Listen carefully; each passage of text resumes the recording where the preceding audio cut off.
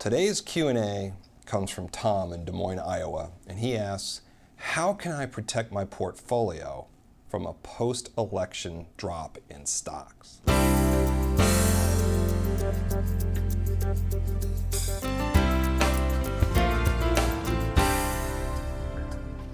Well, Tom, my first question to you would be, how do you normally protect your portfolio from stock market drops? There are two basic approaches. One is to try to move out of stocks before a decline. The track record for doing this is awful, really awful. You see, to make market timing work, you have to get out at a good time, of course, but you also have to get back in when stock prices are lower, and that's really hard to do. Being wrong about the timing is costly, of course, but even if you pull it off, you haven't won.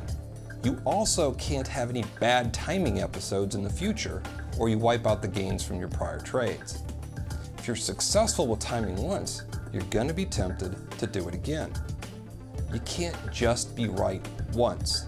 You have to be right often, and buy enough to overcome the higher costs and taxes generated from moving your money around. Now, timing can feel like a prudent action in the moment, but it's really just a form of speculating, and it's typically far more stressful than the second option. The far more reliable way is to have your portfolio aligned with your goals at all times.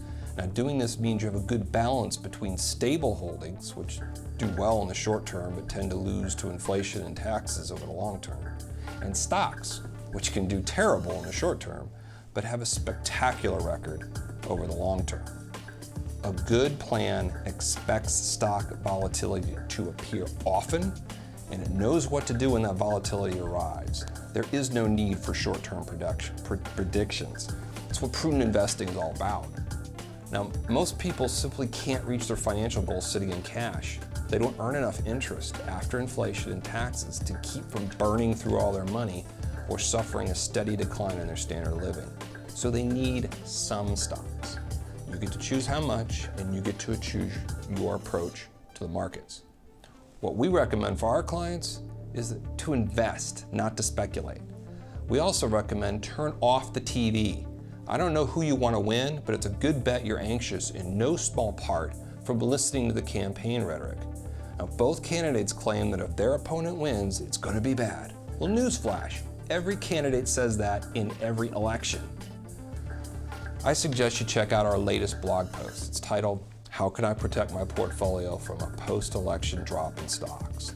There you're going to see some highlights from some of our writings on this topic over the years, and there'll be links to the original pieces. None of this angst is new, and it is highly unlikely that if a big drop comes, that drop is going to be so different this time that turning into a market timing speculator or sitting in cash for an extended period of time is going to be a good move. If you let the news turn you into a speculator, you're likely to increase your costs, your taxes, and your stress level. Investing isn't easy, but it's better than that mess. Now, if you have any other questions, please contact us. We'd love to hear from you.